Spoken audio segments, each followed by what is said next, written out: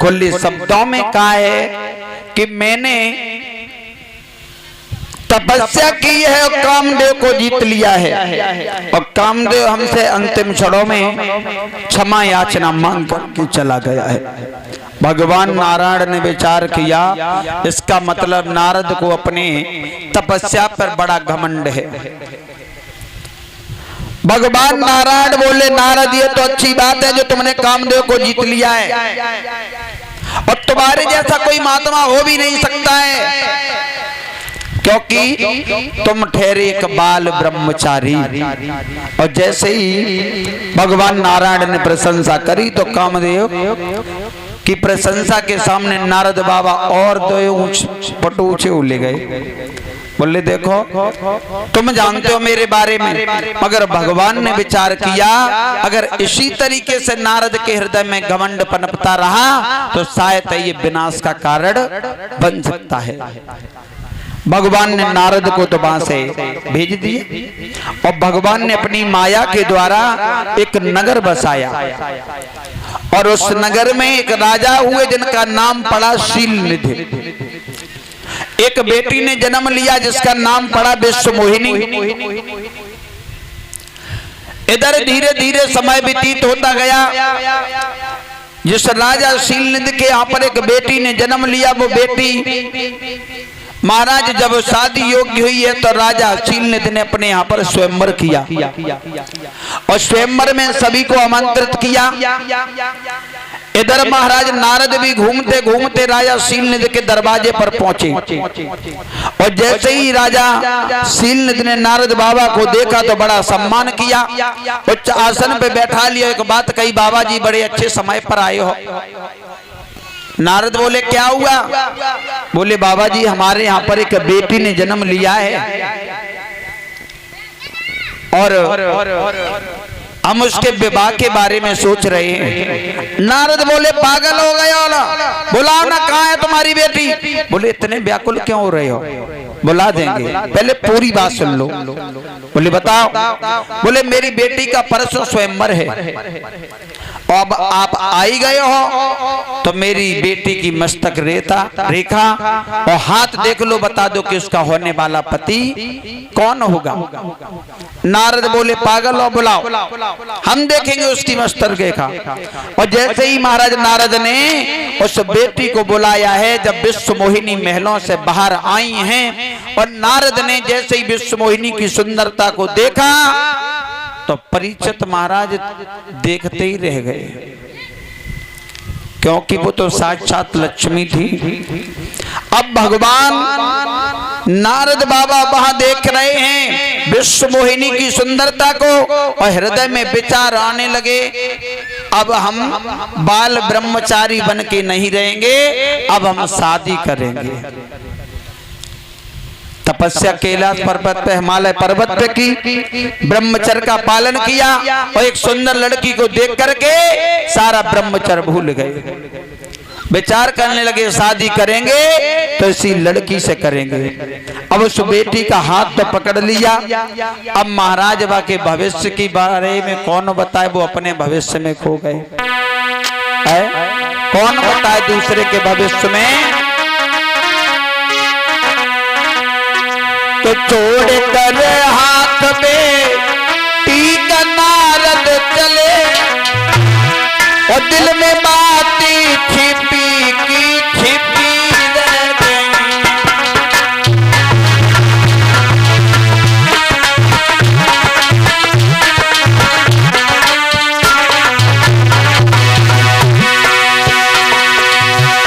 छोड़ कर हाथ में टीका नारद चले, ओ दिल में बाती छिपी की छिपी रह गई।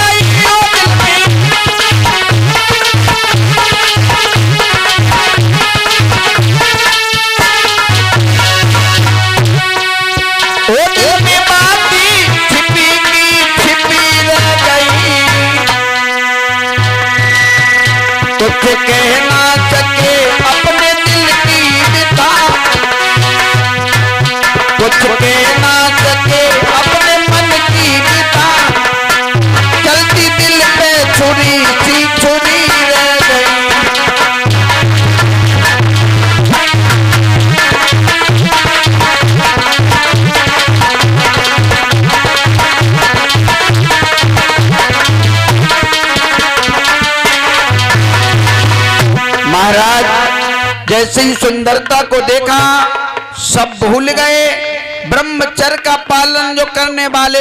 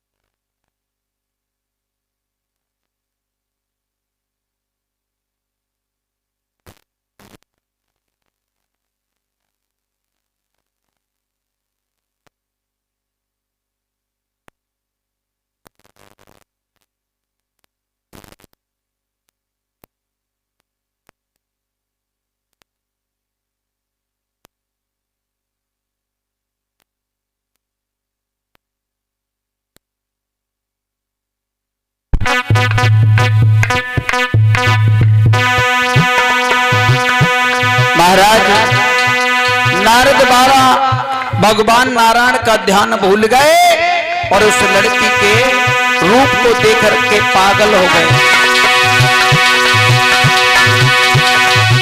भूले बीड़ा की धुनी नारायण के धुन,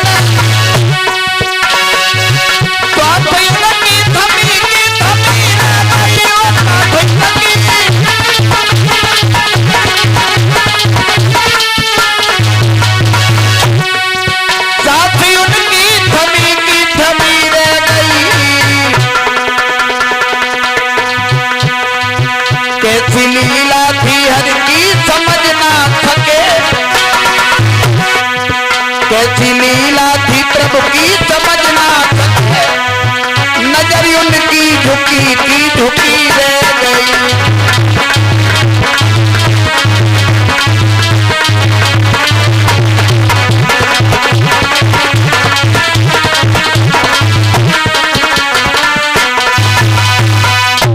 महाराज नारद बाबा उस लड़की का हाथ पकड़े खड़े हैं।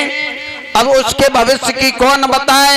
नारद अपने भविष्य में खो गए, विचार करने लगे, बाजी बा प्रभु, इतनी सुंदर लड़की जीवन में पहली बार देखी और जिसके साथ इसकी शादी होगी उसके घर में तो स्वर्ग हो जाएगा, स्वर्ग। और शादी अब और किसी के साथ नहीं, अब शादी होगी तो वो केवल नारद के साथ होगी और शादी हम करेंगे। अब हम बाल ब्रह्मचारी बनकर के नहीं रहेंगे। अब नारद ने विचार किया शादी करने के लिए ये लड़की जब इतनी सुंदर है तो हमें भी सुंदर बनना पड़ेगा। अब नारद वहां से चले, विचार कर रहे हैं दिन तो 2 हैं और 2 दिन में भला इतनी जल्दी सुंदरता कहां से प्राप्त हो जाएगी। नारद वहां से चले, मगर नारद को महाराज किसी की न तो बात अच्छी लग रही है और न ही नारद को एक पल चैन पड़ रहा है। अब विचार कर रहे हैं कि कब वो समय आए और कब मेरी शादी विश्व मोहिनी के साथ हो, क्योंकि जब से विश्व मोहिनी को देखा नारद का हाल बेहाल हो गया। एक कवि कल्पना करता है,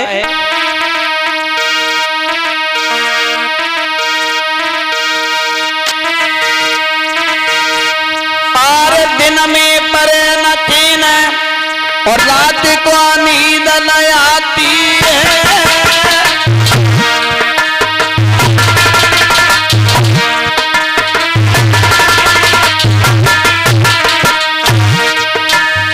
वो हाल हो गया नारद का। अरे दिन में परे न चैन रात को नींद न आती है और देखे नजर पर सारे ध्यान में लड़की आती है। अरे घड़ी वो किस दिन आवेगी और विश्व मोहिनी दुल्हन बन जब आंगन आवेगी। अरे बनेगी कब मेरी घर में, अरे बने कब मेरी घरवाली।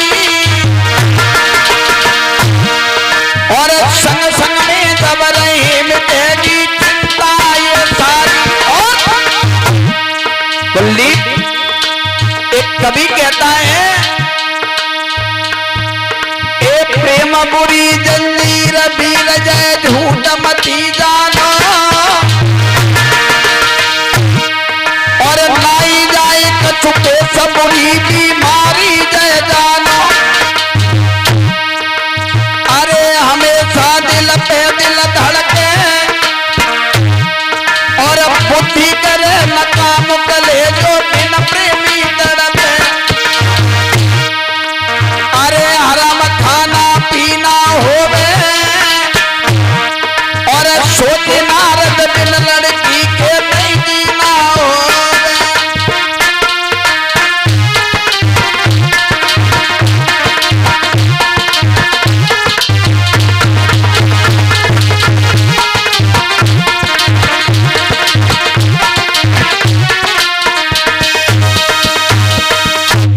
महाराज नारद के हृदय में केवल एक ही विचार आ रहा है कि कब वो समय आए कब हम विश्व मोहिनी के साथ शादी करें।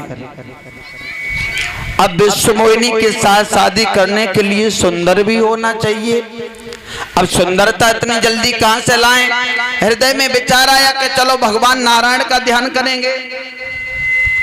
फिर विचार किया जब ध्यान करेंगे तपस्या में बैठ जाएंगे तब तक तो बरसें व्यतीत हो जाएंगी और जब तक भगवान आएंगे तब तक तो शायद उसका स्वयंवर भी हो जाएगा, उसे कोई राजा लेकर के चला जाएगा। फिर हमारी तपस्या करने से फायदा क्या?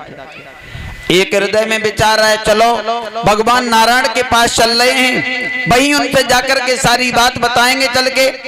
मगर विचार किया जब तक वहां जाएंगे तब तक भी समय लगेगा, क्यों ना ऐसा करो यहीं उन्हें बुला ले। उसी समय भगवान नारायण का ध्यान किया और जैसे ही भगवान नारायण का ध्यान किया तो भगवान नारायण नारद के सामने प्रकट हो गए। और जैसे ही प्रकट हुए तो महाराज नारद बाबा ने हाथ जोड़ करके एक बात कही, प्रभु क्षमा करना, क्योंकि आज वो समय आ गया है कि जो मैंने तुम्हें यहाँ पर बुलाया है। बोले क्या बात है? तो नारद हाथ जोड़ के बोले जय विदे होई और नाथ हित मोरा और करो सुवेग दास में तोरा। हे प्रभु मैं आपका सेवक हूँ, आपका दास हूँ, अब आप ही हमारे दुख का निवारण करोगे।